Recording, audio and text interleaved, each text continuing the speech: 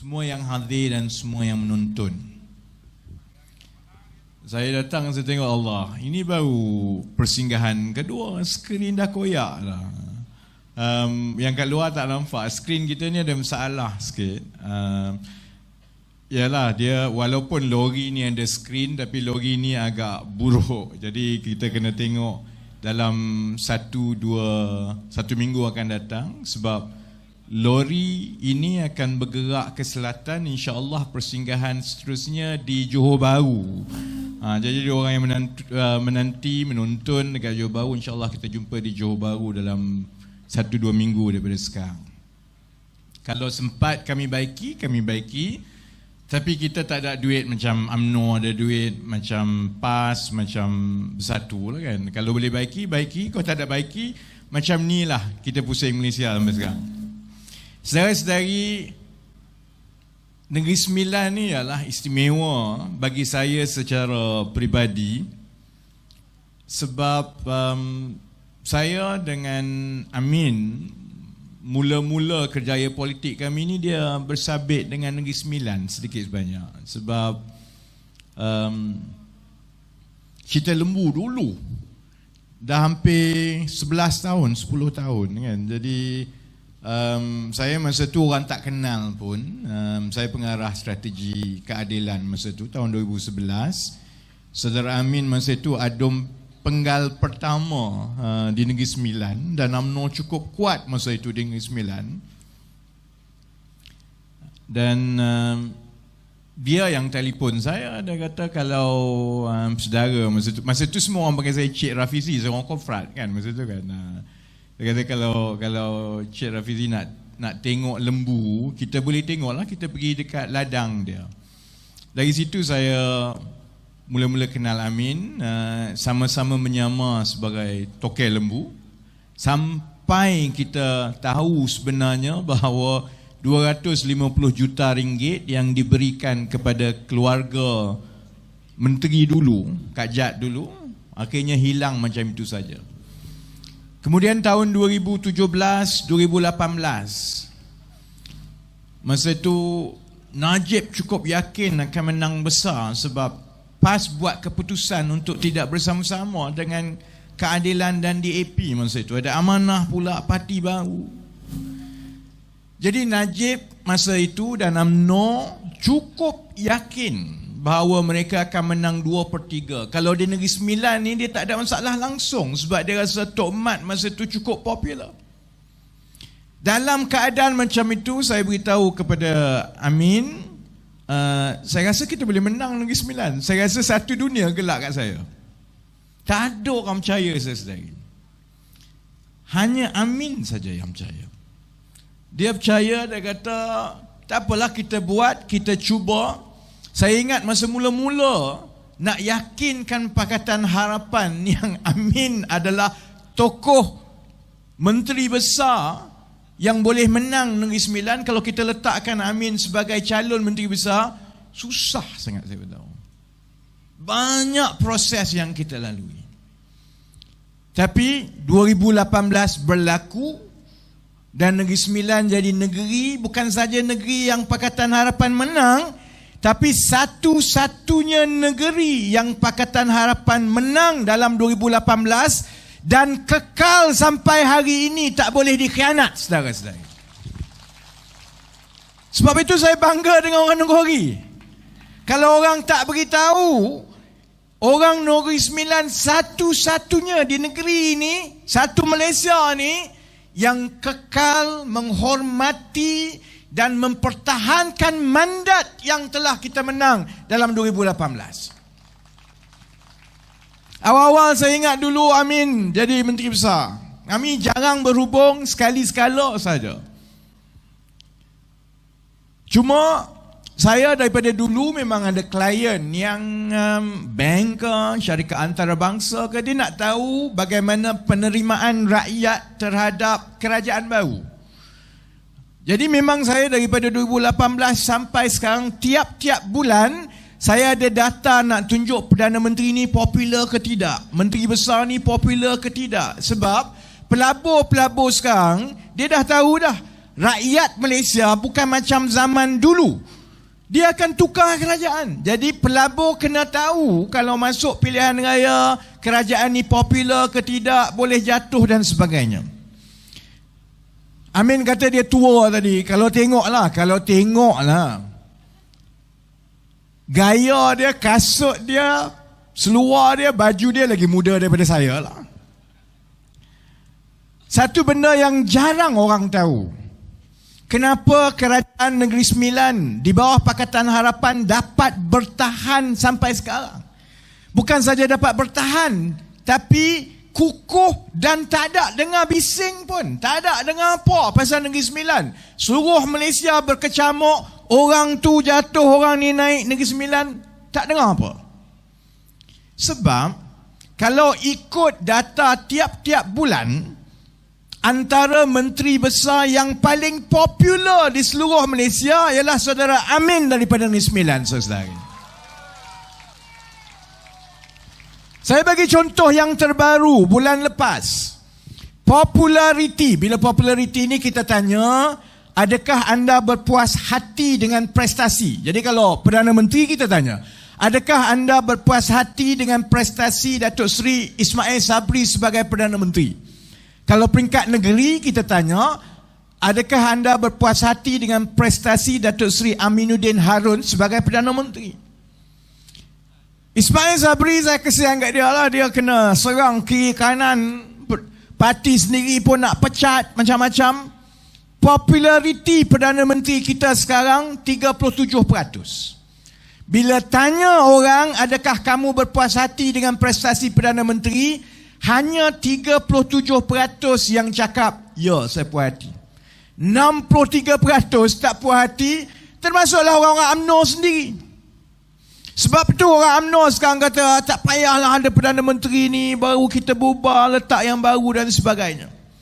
Soalan yang sama bila kita tanya kepada pengundi Negeri Sembilan, adakah kamu berpuas hati dengan Datuk Seri Aminuddin Harun sebagai Menteri Besar? Jawapan dia 72%, saudara-saudari. Dua kali ganda hampir daripada Perdana Menteri yang ada. Yang lagi membanggakan, saya juga boleh beritahu kawan-kawan daripada DAP, daripada Amanah Rakyat Biasa, saudara Amin satu-satunya menteri besar dan ahli politik yang kami ada data yang berterusan sejak 2018 yang popularitinya dengan pengundi Melayu meningkat tiap-tiap bulan. Melayu meningkat, Cina meningkat, India meningkat. Dan yang paling hebat, yang ini Datin Seri kena bertahan lah. Yang paling hebat, sokongan pengundi Melayu wanita pun meningkat dari bulan ke bulan kepada Amin. Jadi Amin boleh terus pakai seluar jeans, pakai kasut sneakers. InsyaAllah lebih ramai wanita suka lepas dia. Sebab apa, saudara-saudari? Beza dia ialah, dan yang ini saya nasihatkan kepada semua yang mendengar, yang hadir, yang ada cita-cita nak jadi wakil rakyat. Beza dia sebab hidup dia tak berubah.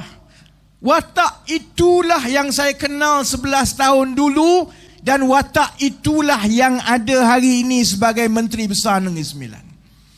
Bila dia jadi Menteri Besar, hidup dia tak tiba-tiba jadi hebat. Dia tak gila main golf, pergi luar negara, anak beranak tiba-tiba jadi kaya. Tak ada. Dia pergi ke surau dulu, sampai hari ini dia pergi ke surau, sampai kadang-kadang kita tegur, banyak sangat kot, mungkin masa tu pergi kempen benda lain. Tapi sebab itu orang suka kepada Menteri Besar Negeri Sembilan. Sebab hidup dia tidak berubah. Dan rakyat boleh tengok dia jadi Menteri Besar ini hanya sebagai satu tanggungjawab.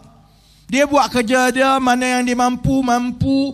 Prestasi kerajaan negeri orang tengok sendiri. Saya mula-mula tengok apa yang orang suka sangat dengan Amin ni. Dalam 5-6 bulan kita pening kepala. Apa yang istimewa sangat?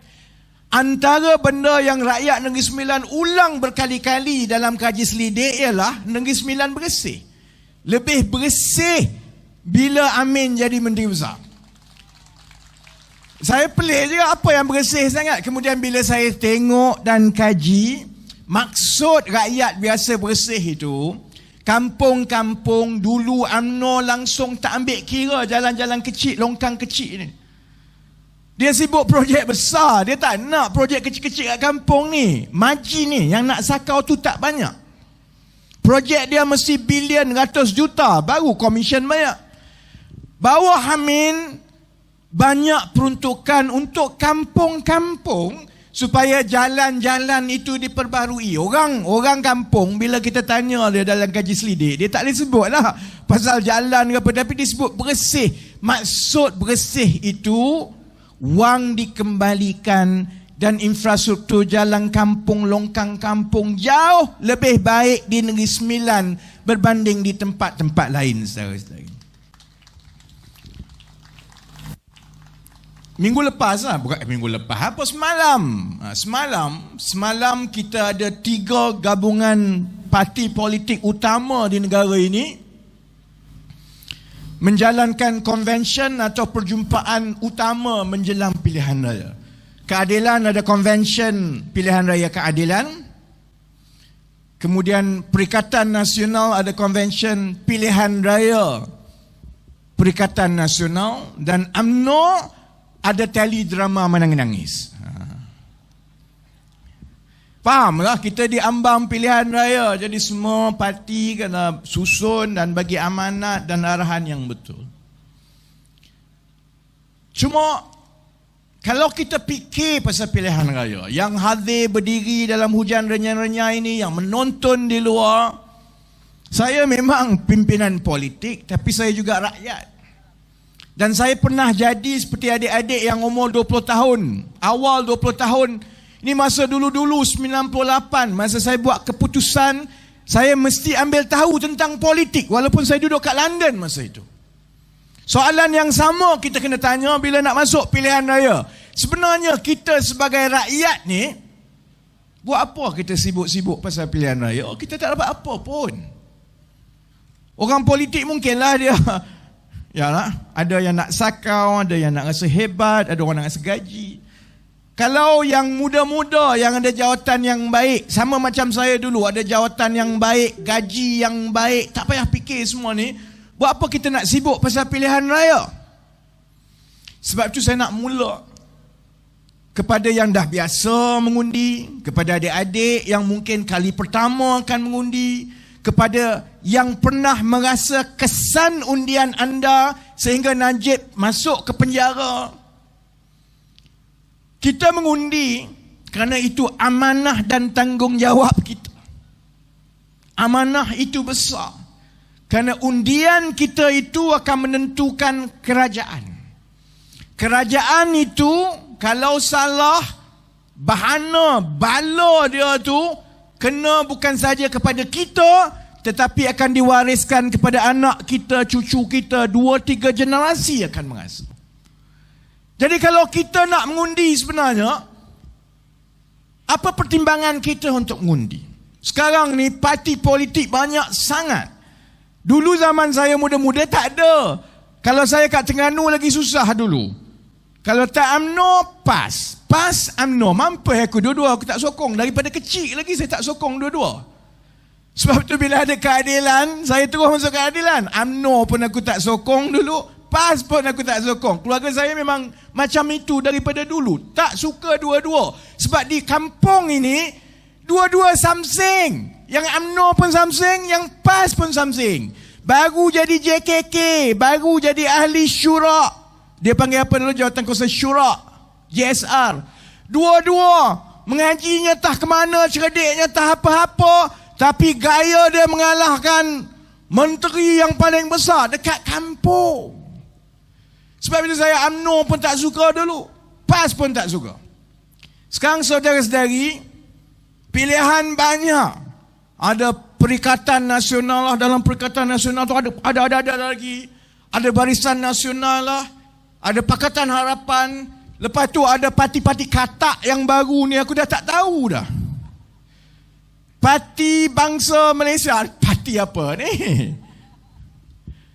Dia dah tersalah langkah dulu, lompat. katak. Bila lompat lama-lama salah masuk longkang, tak boleh keluar longkang sekarang. Jadi kalau adik-adik yang nak mengundi, kita nak mengundi ni, parti banyak ni. Apa pertimbangan kita? Saya nak nasihatkan, kalau kita sedar bahawa kita ada tanggungjawab, itu amanah, itu fardu kifayah saudara-saudari. Ada pahala kita kalau kita mengundi dengan baik. Pertama, kita nak pilih parti yang membariskan calon-calon dan pimpinan yang jujur dan amanah. Kalau keadilan letak calon yang bukan jujur dan amanah, jangan undi saudara-saudari. Saya sebut terus terang. Itu tanggungjawab saya sekarang sebagai timbalan presiden dan pengarah pilihan raya keadilan. Sebab itu selalunya orang tak suka kat saya. Sebab kalau kamu tak boleh, tak boleh. Bukan soal aku suka kat engkau, bukan soal aku nak suruh kau aku suka kat aku. Saya ada amanah. Dan amanah saya ialah memastikan seberapa yang baik calon-calon kita tu jujur dan amanah. Sebab yang kena jawab dalam kubur aku, bukan kau.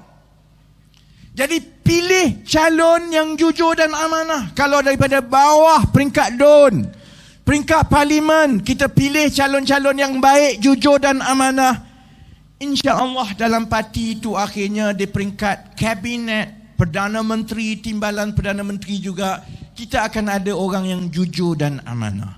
Ada orang jujur dan amanah, InsyaAllah kita tak akan tengok lagi kes-kes rompakan besar-besaran sampai 50, 60, 70 bilion. Saya daripada muda sampai ke tua, daripada kurus, gemuk, kurus, nak gemuk balik sekarang ni. Dia tak habis lagi cerita duit hilang 50, 60 bilion ni. Sampai bila? Dan itu bermula kalau kita pilih calon yang jujur dan amanah. Yang kedua, kita juga telah tengok tahun 2018 kita tukar kerajaan. Alhamdulillah kalau di Negeri Sembilan ini dia berjalan baik. Semua merasa kesan dia ada kebaikan yang disampaikan balik kepada rakyat.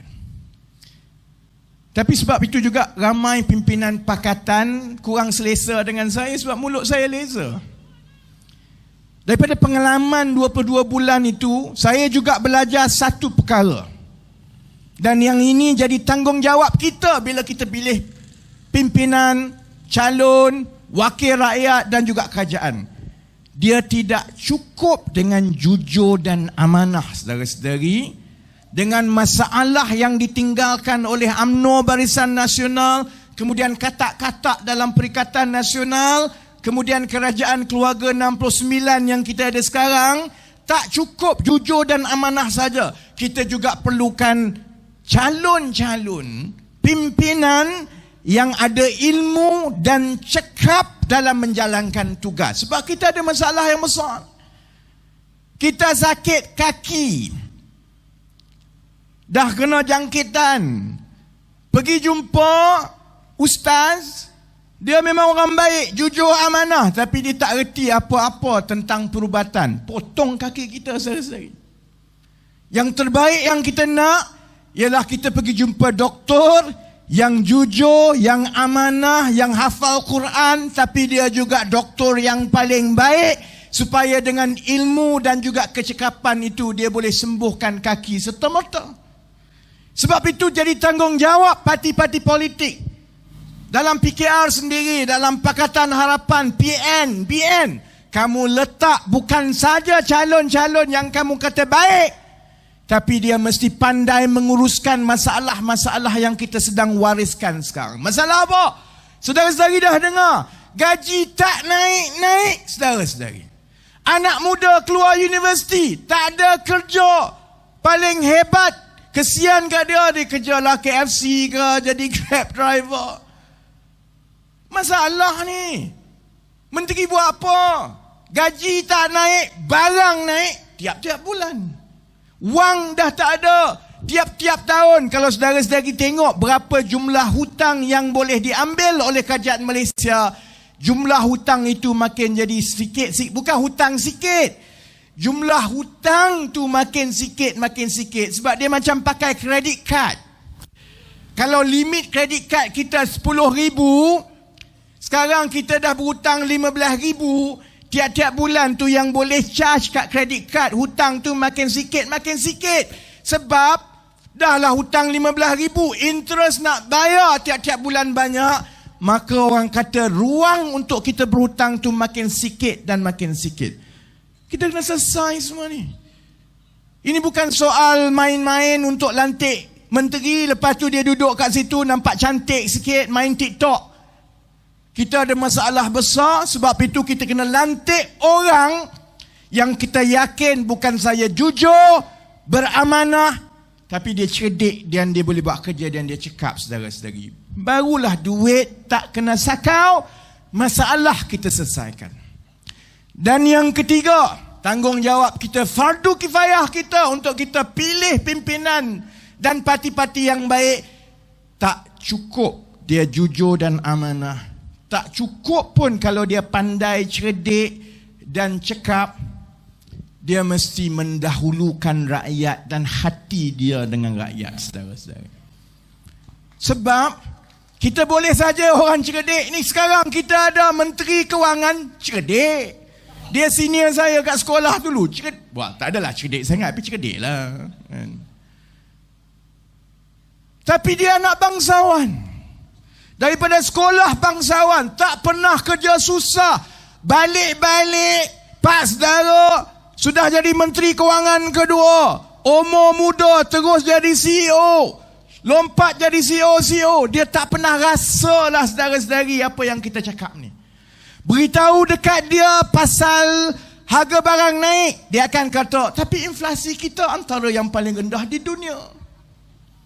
Beritahu dia pasal benda ini, dia akan cakap, tapi macam ini kalau ikutnya. Sebab dia tak merasa, dia anak bangsawan. Sebab itu tak cukup orang yang cerdik, orang yang berpengalaman dan cakap jujur dan amanah. Jiwa dia kena betul-betul dengan rakyat. Dia kena mendahulukan rakyat, supaya bila dia jadi menteri, dia jadi Menteri Kewangan, Perdana Menteri, dia tak baik dengan toke, saudara-saudari. Sebab kalau orang tu cerdik dan berpengalaman macam mana pun, tapi dia sibuk dengan golongan toke, Malaysia maju kononnya, ekonomi meningkat 5-6% tiap-tiap tahun, tapi yang kaya toke-toke besar sekeliling mereka, gaji tak naik-naik. Sebab toke untung, gaji pekerja dia tak naikkan, saudara-saudari. Nak buat undang-undang untuk naikkan gaji pekerja, toke telefon, kawan, mana boleh. Kalau macam itu kita tak ada main golf dekat California lah macam tu. Sebab itu, saudara-saudari, 3 perkara ini cukup penting. Tugas saya sebagai orang politik bukan semata-mata untuk menang pilihan raya. Tugas saya ialah mencerdikkan rakyat. Kalau rakyat makin cerdik dan pilih calon yang saya sebut macam tadi, saya dah dapat pahala saya. Menang kalah tu belakang kira. Itu sebab orang tanya, kau ni gila ke? Kau ada hidup yang baik, syarikat yang baik, keluarga yang baik, buat apa kau nak sibuk-sibuk pasal semua ni? Sebab saya tak ada pahala yang cukup, saudara-saudari. Kalau saya boleh mencerdikkan rakyat tiap-tiap bulan macam ini, dan lebih ramai pilih calon-calon dan kerajaan yang jujur, amanah, cekap, cerdik, hatinya bersama rakyat, saya dah ada bahagian saya. Baik, ya. Itu mukadimah nak cerita. Itu bahagian pendidikan. Sekarang bahagian saya nak hentam. Saudara-saudari tengok semalam ada 3 parti Pakatan Harapan, PKR buat convention pilihan raya, Perikatan Nasional buat convention pilihan raya dia, dan UMNO dia buat taklimat khas menangis untuk Najib. Kalau kita sebagai rakyat, kita masuk mengundi itu dengan niat untuk memilih kerajaan yang jujur dan amanah, yang cerdik, ada ilmu dan berpengetahuan dan cekap, yang hatinya dengan rakyat, saya rasa saudara-saudari boleh bandingkan terus daripada 3 parti semalam. Keadilan cakap macam inilah. Yang berucap di Konvensyen Keadilan, selain daripada saya dan Datuk Seri Anwar Presiden, yang lain semua rakyat biasa. Kami bawa ibu tunggal yang tanam tebu, hidup susah sampai kena tanam tebu, supaya pimpinan keadilan yang nak jadi wakil rakyat ni kamu dengar sendiri. Ini masalah yang kamu kena selesai. Ibu tunggal umur 60 lebih, kena lockdown, tak ada kerja, suami dah meninggal, kena tanam tebu, mana nak fikir bayar wifi lagi, sebab anak nak kena belajar ni, mana nak cari tablet lagi. Itu masalah kita. Kita bawa orang kurang upaya, dia cerita susahnya dia sebagai kurang upaya. Kita bawa anak muda yang keluar universiti tapi keluarga ekonominya teruk, bapa kena stroke, tak dapat kerja, akhirnya jadi rider. Itu keadilan. UMNO macam mana? UMNO sekarang ini dia duduk menangis rindu kepada Najib, saudara-saudari. Kau gila, orang nak masuk pilihan raya ni, masalah banyak, engkau duduk rindu pada Najib. Tak cukup lagi ke? Kalau tengok yang itu pun kita tahu bahawa UMNO panggil, ratib, serang, kecam untuk bubar pilihan raya ni mudah je. Sebab dia tak pernah fikir pasal rakyat, saudara-saudari. Fikir diri dia je. Dia fikir Najib, Allah kesiannya lah Najib, dah 3 hari dalam penjara. Apa agaknya dia mana? Tak boleh main Facebook dia dalam penjara. Dia fikir Zaid tu dia menangis, saya tak tahu dia menangis sebab Najib ke dia menangis sebab dia. Kes dia pun nak sampai ni, dia fikir macam manalah aku nak duduk dalam penjara ni, Allah, siapalah nak bagi duit kat aku tiap-tiap bulan dalam bank macam sebelum ini. Rosmah menangis, tak tahulah dia menangis pasal Najib ke apa. Tapi kes dia pun keputusan minggu depan, menangislah juga. Saya pelik geng-geng UMNO ni, saudara-saudari. Rakyat marah, orang susah. Kamu fikir pasal diri kamu dan perut kamu saja. Tak cukup ke kamu 50, 60, setiap seorang tu Najib daripada umur 26 tahun makan gaji dengan rakyat. Daripada wakil rakyat, menteri besar, menteri kabinet, timbalan Perdana Menteri dan Perdana Menteri. Tak cukup lagi ke? Zahid daripada muda lagi jadi menteri, jadi pengurusi BSN, jadi timbalan Perdana Menteri, jadi menteri pertahanan. Tak cukup lagi ke? Saya ingat saya dulu nak masuk pilihan raya umum yang lepas, saya dah jatuh hukuman 2. 1 15 bulan, 1 3 tahun. Patut saya duduk dalam penjara 5 tahun kalau saya tak menang di mahkamah seterusnya. Saudara-saudari yang mengikuti saya dulu, ada saya menangis tak? Tak ada. Aku tak sedih langsung pun. Tak sedih, tak takut, tak menangis. Isteri saya sempoi, tak ada apa pun. Sebab kalau kita buat benda yang betul, kita yakin bahawa kita tak makan wang rakyat, tak ambil hak orang. Kalau dia nak hukum kita kerana saya bercakap benar dan dia tak suka yang saya cakap benar itu, kamu hukumlah. Sebab sudah tentu ada bahagian saya. Kalau saya kena masuk penjara 2-3 tahun sebab saya bercakap benar, biasalah. Kalau tidak, jangan masuk politik. Adalah hikmah dia.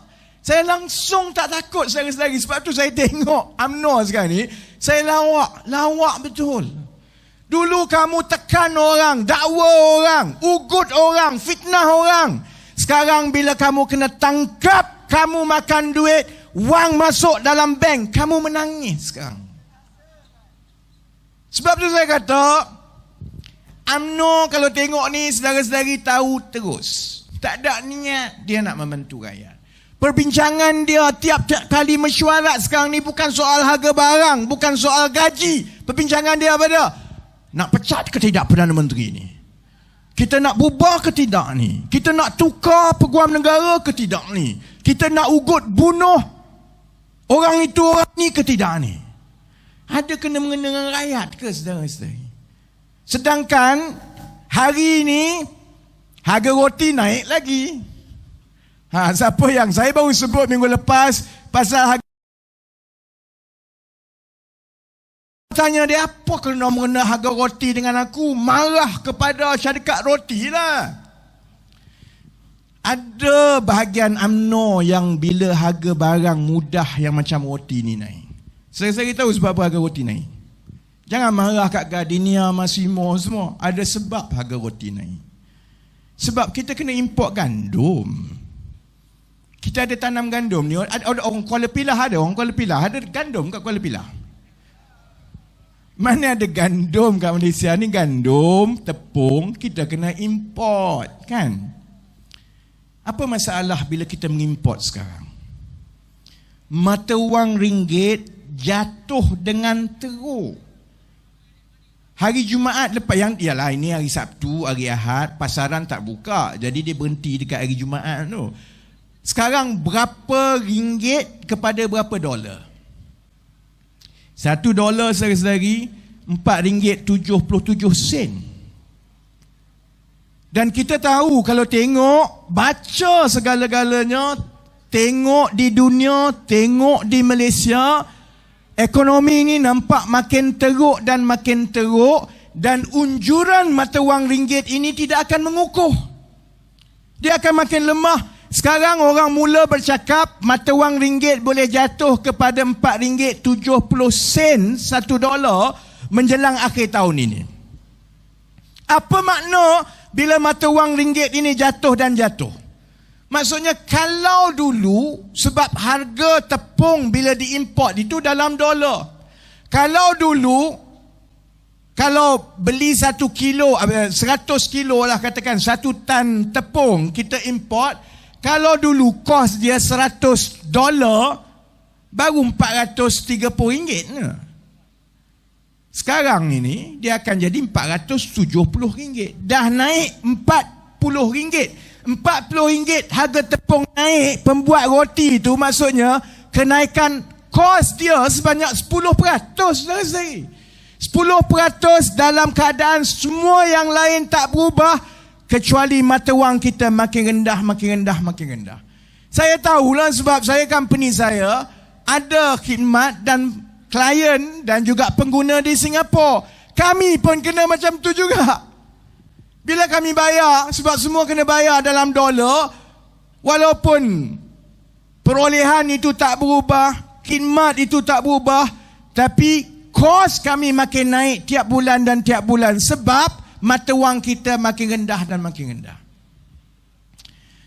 Tanya Najib, tak boleh tanya Najib dah lah, Najib dah tak ada. Tanya UMNO, tanya semua ni, dia kata ini semua sebab semua yang berlaku dalam dunia tak ada kena-mengena dengan kami. Kepala otak betul yang kamu jadi menteri itu buat apa? Kalau semua soal ekonomi, mata wang, kenaikan harga barang ni tak ada kena-mengena dengan menteri-menteri, dengan menteri kewangan, dengan Perdana Menteri, bagi kucing aku je lah jadi Perdana Menteri, sama je. Paling kurang kucing saya gaji tak ratus-ratus ribu, boleh jimat duit. Sudah tentu mata wang itu ada kena-mengena dengan bagaimana kerajaan takbir ekonomi. Mata wang jatuh sebab apa? Mata wang jatuh sebab orang buat keluar duit. Mata wang naik sebab orang buat masuk duit. Bila orang buat masuk duit ke Malaysia, dia nak berniaga di Malaysia, dia beli barang Malaysia, maka dia kena tukar daripada dolar kepada ringgit. Bila dia tukar kepada dolar kepada ringgit, permintaan terhadap ringgit akan naik. Bila permintaan naik, mata wang naik lah. Bila mata wang jatuh, maksudnya orang buat keluar duit daripada Malaysia. Yang kaya punggah duit keluar. Yang nak beli barang Malaysia tak berminat lagi. Yang melabur tak masuk. Siapa yang mengawal soal prestasi ekonomi untuk pastikan orang masuk melabur di Malaysia? Supaya jangan orang-orang kaya punggah keluar duit keluar negara. Siapa orang kaya-kaya yang buat keluar duit keluar negara ni saya sagi tahu. Perdana Menterinya UMNO. Menteri Kewangan UMNO. Menteri Kanan UMNO. Tapi UMNO dalam perhimpunan mereka tak sentuh langsung soal ini. Tak ada rancangan langsung soal ini. Tak bentang kepada rakyat apa dia nak buat. Yang dia menangis, yang dia emosi, yang dia ratib ialah Allah kesiannya lah Najib. Lawan, tetap lawan. Lain kali bagi dia orang PKR, masuk PKR. Saya nak sebut kepada kawan-kawan UMNO lah yang menonton. Ramai menonton ni. UMNO ramai menonton tiap-tiap kali saya ucap. Jangan bersedih. Najib tidak akan kesunyian. Sebab lepas ni tak pernah berlaku. Ada pimpinan masuk tu dia boleh pilih teman mana nak duduk kat sebelah. Sel sebelah kanan, sel sebelah kiri. Sebab ramai calon-calon daripada UMNO Barisan Nasional ni yang boleh isi sel kanan, sel kiri Najib. Yang paling lawak dan nakal saya dapat pagi ni, orang ni terpelajar betul lah, CEO dia hantar. Saya ada lah masih lagi kawan-kawan CEO yang GLC semua ni. Dia hantar saya satu WhatsApp gambar amaran dan peringatan Rosmah kepada Najib dalam penjara. Dulu Rosmah bagi peringatan macam mana nak jadi Perdana Menteri. Sekarang Rosmah bagi peringatan duduk penjara, macam mana nak duduk penjara Najib. Rosmah kalau ikut lawak yang orang buat hantar tu kata, Najib kamu dalam penjara, jangan cuba-cuba cari perempuan lain. Kalau tidak aku masuk duduk sekali dengan kau. Saya gitu UMNO Barisan Nasional. Kita boleh tengok sendiri. Kemudian kita tengok pula kepada Perikatan Nasional. Saya tengok Perikatan Nasional ni. Lawak pun ada, sedih pun ada. Watak-watak dalam Perikatan Nasional ini ialah watak-watak yang mengkhianati mandat rakyat. Dia jadi menteri, jadi wakil rakyat, ada kedudukan atas gelombang yang rakyat bawa tahun 2018. Tapi dia tak sabar. Dia nak jadi menteri kanan, dia nak jadi Perdana Menteri. Kat luar tu dia nak masuk, nak merasa juga jadi menteri. Maka dia jugalah yang ratib sebelum ini Kerajaan Pakatan Harapan ni anti Melayu. Yang ini dikawal oleh China, DAP. Dia jugalah. Yang PAS tu, kalau dulu ada sikit je, Padang Mebok tu dah penuh dah. Angkut semua pakcik-pakcik tua 70-80 tahun. Bubuh dekat situ semata-mata nak jadi kerajaan, saudara-saudari. Konon nak selamatkan negara ini daripada orang Melayu kena pijak. Cukup, saya ingat kita dah cukup dah dengan UMNO sebiji. Ada lagi sebiji macam ini. Yang khianat, yang lompat, yang huru-harakan keadaan. Ini yang dalam Perikatan Nasional ni bekerjasama dengan geng-geng UMNO dulu. Sekarang dia kata apa? Dia kata kita ni tak tentu strategi nak masuk pilihan raya. Jadi kita kena fikir ni, kita tak boleh nak masuk pilihan raya bersorangan. Saya serulah supaya kita runding balik dengan Pakatan Harapan. Marilah kita bersama-sama balik. Celaka betul lah. Pakatan Harapan ni ada Cina, kau tahu ke tidak? Tak boleh. Kan kau juga yang dulu kata kalau ada Cina tak boleh. Engkau juga yang kata dulu Melayu Pakatan ni kena bully dengan Cina. Engkau juga yang kata. Engkau juga yang kata kami kena khianat mandat rakyat. Kerana taat kepada perjuangan dan perpaduan Melayu itu lebih penting daripada amanah dan mandat rakyat kepala otak engkau. Sekarang tak sampai 2 tahun saudara-saudari, yang ini juga yang datang bercakap ni siapa dia? Mursyidul, Ketua Pemuda PAS dan sebagainya. Kita kena bincang balik. Kalau ada pimpinan Pakatan PKR lah, Pakatan Harapan tak boleh lah marah. Kalau ada pimpinan PKR yang pergi bincang balik dengan geng yang ni, memang saya akan sepak saudara-saudari.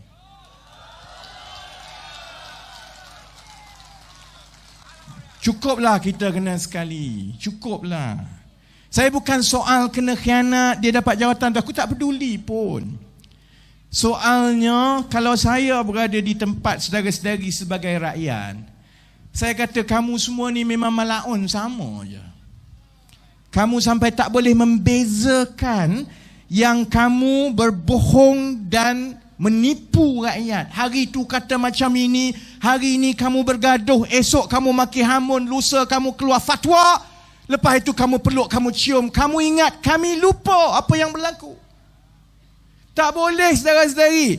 Saya nak beritahu bersatu PAS dan parti-parti yang dalam Perikatan Nasional tu lah. Pandai-pandai engkau lah.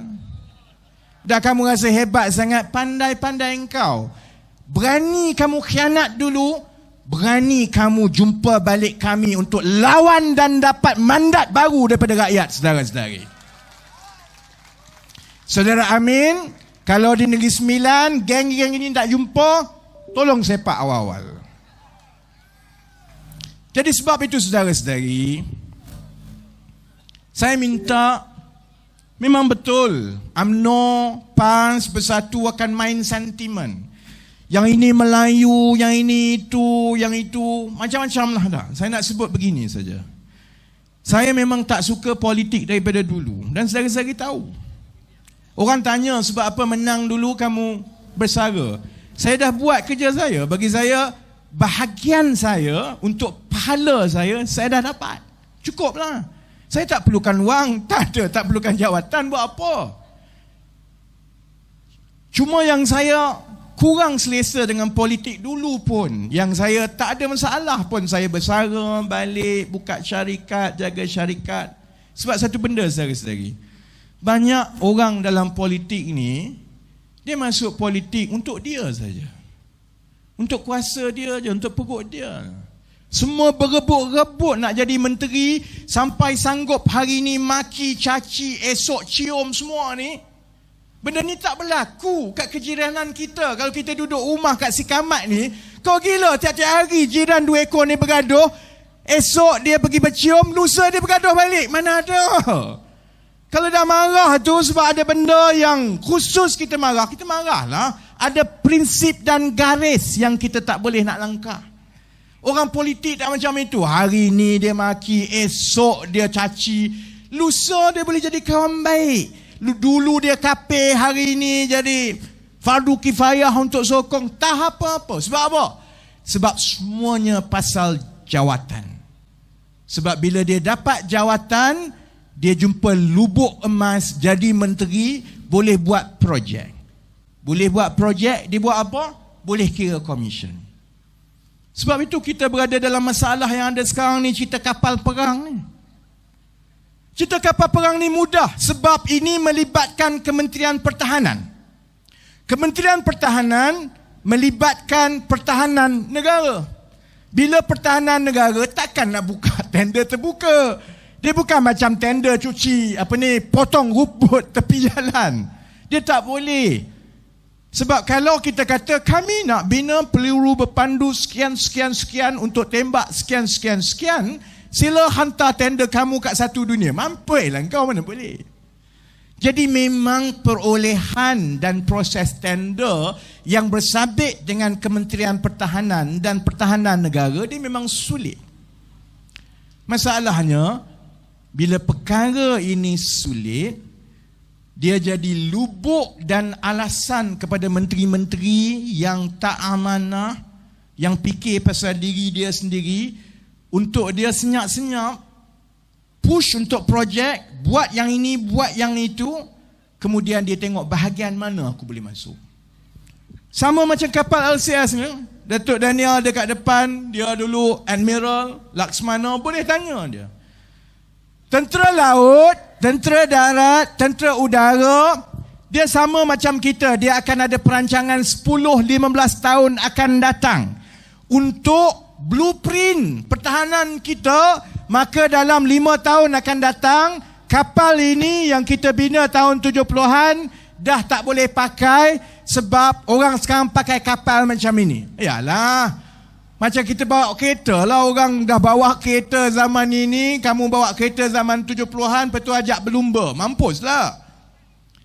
Jadi memang perkara ini perkara biasa. Angkatan Pertahanan kita akan ada rancangan kapal apa nak bina, jet apa yang patut kita beli, kemahiran apa yang patut kita ada. Baik. Lepas dia bagi tu, Dia kena hantar kepada kerajaan lah. Kerajaan yang baik dan jujur, dia tengok perkara ini dan dia serahkan kepada proses perolehan yang telus. Yang perlukan maklum balas dan kepakaran tentera laut sebab dia orang yang nak berperang. Yang perlukan kepakaran engineering daripada orang yang boleh buat kapal. Jangan kamu order kapal tapi bagi orang yang tak pernah buat kapal. Tapi menteri kita lain, saudara-saudari. Dia tengok ada permintaan daripada angkatan-angkatan tentera. Dia tengok, ting! Ada projek ni. Projek ini projek rahsia. Tak payah buat tender terbuka ke apa ni. Yang ini aku boleh corner. Mudahnya itu je yang berlaku dengan kapal LCS ni. Itu yang belanja 9 bilion, saudara-saudari. 9 bilion kita dah bayar dekat 7 bilion. Kapal sebiji pun tak ada lagi. Saya nak tanya saudara-saudari, kita patut buat 6 biji kapal. Kita dah belanja sampai 7 bilion. Ada peruntukan 2 bilion saja lagi. Kapal yang pertama tu pun baru 50% lebih je siap. Kapal 2, 3, 4, 5 tu lagilah 2 baru mula, yang itu ada sikit-sikit. Kalaulah kita belanja habis sampai 2 bilion dan tambah lagi 2 bilion yang Hishamuddin kata, kita paling lajak pun 11 bilion, tambah lagi 2 bilion. Saudara-saudari rasa berapa biji kapal yang boleh siap? Ingat 6 biji siap ke? UMNO marah, Bersatu marah bila saya cakap. Kita paling hebat kalau dapat 2 kapal pun dah cukup baik, saudara-saudari. Habis macam itu je. Kita takkan dapat dah kapal kita tu. Memang kita lawak, memang saya cerita orang gelak. Tapi sedih, saudara-saudari. 11 bilion habis. Paling hebat kita dapat 2 kapal. Ini soal duit habis tu satu hal. Pergi bercakap dengan tentera laut. Beritahu kat dia orang, minta maaf Laksmana, minta maaf Kapten, minta maaf klasi askar. Kamu ada 2 biji kapal je. Peruntukan semua dah habis. Kebajikan kamu tak ada. Latihan semua tak ada. 2 biji kapal je saya. 2 biji kapal dalam keadaan perairan kita sekarang ini jadi tempat orang berebut. China pun masuk, Indonesia pun ada, Filipina pun ada. Di Selat Melaka, dalam keadaan kita ada serangan daripada lanun-lanun kepada kapal-kapal dagang. Memang cerita dia lawak. Memang orang rasa celaka punya menteri. Bagi saya, Latif ke, Najib ke, Allah dah tetapkan nasib kamu. Kamu dah dapat, kamu dah bermewah. Bila kena masa kamu akan terima hukuman. Jawab di dunia, jawab di kubur. Yang itu saya tak kisah sangat dah. Yang saya kisah ni, daripada yang patut ada 6 kapal, paling hebat kita ada 2 kapal. Dan kita dah tak ada wang nak buat kapal baru. Kalau kita ada wang pun, ambil lagi 10 bilion. Nak ganti yang 4 biji kapal tu, kita siap 4 biji kapal. Orang lain ada 10 lagi kapal yang 10 tahun lagi moden daripada kapal kita. Sebab itu saya kata, kesan dia besar. Kesan dia bukan soal sakau duit saja. Kesan dia ialah kamu khianat. Khianat kepada rakyat yang kita kena tanggung sampai 10, 15, 20 tahun. Yang akan tanggung ini adalah jutaan rakyat Malaysia. Khianat, saudara-saudari. Sekarang ialah dia tak mengaku. Latif kata bukan isteri saya. Saudara-saudari, saya minta saudara-saudari yakin dengan saya. Dulu saya kerja lembu, jumpa saudara-saudari. Masa saya sebut awal-awal ada lembu dalam kondo, semua maki hamun saya. Semua serang, kena gari, masuk lokap, kena saman. Saudara-saudari, saya masih lagi di sini. Kerjaya politik saya makin naik dan makin naik. Menteri Shahrizad Jalil tah ke mana, suami tah ke mana, saudara-saudari. Najib dengan Rosmah dulu. Memang betul, dia tekan saya, saman saya, tangkap saya. Saya sebut awal-awal tu, sebut satu saja kena saman. Sebut satu saja kena saman. Awal-awal orang tak faham 1MDB semua ni payah. Saudara-saudari, bukan saya yang menangis hari ini, saudara-saudari. Najib di dalam Rosmah yang menangis, saudara-saudari. Sebab itu saya nak sebut kepada Bersatu, kepada Tan Sri Muhyiddin. Orang lain kamu boleh pelekeh. Aku jangan cuba. Cari pasal, saudara-saudari. Latif boleh nafikan apa yang dia nak nafikan. Dia boleh cakap ini bukan isteri saya lah, itu. Saya tahu cerita sebenarnya. Bila saya buka mulut berbanding dengan orang lain tidak berhadapan dengan risiko tangkap dan saman. Saya memang tak kisah masuk lokap, tapi kesian dekat anak bini. Takkan aku nak masuk lokap lagi umur macam ni. Jadi saya memang berhati-hati, saya semak semua. Saya tahu cerita sebenarnya dan kebenaran itu akan keluar satu demi satu. Latif sampai sekarang tak nafikan bahawa syarikat-syarikat yang saya sebut itu betul. Dia tak nafikan bahawa satu syarikat nama Mega P Asia Senderan Berhad, syarikat yang milik dia dengan Zainab ini adalah kontraktor pertahanan, dapat macam-macam projek. Dia tak nafikan. Dia tak nafikan bahawa Alize ini berkaitan dengan dia dan dapat ratus juta kontrak daripada kerajaan. Dia tak nafikan bahawa yang syarikat yang saya sebut itu dapat kontrak untuk supply spare parts. Dia supply putik kapas. Dia tak nafi, satu pun dia tak nafi. Saya tunggu dia saman, dia tak saman. Kalau ikut hati aku saman dia. Tapi kena tanya peguam lah. Sebab peguam saya kata kau ni dah gila. Biarlah orang saman.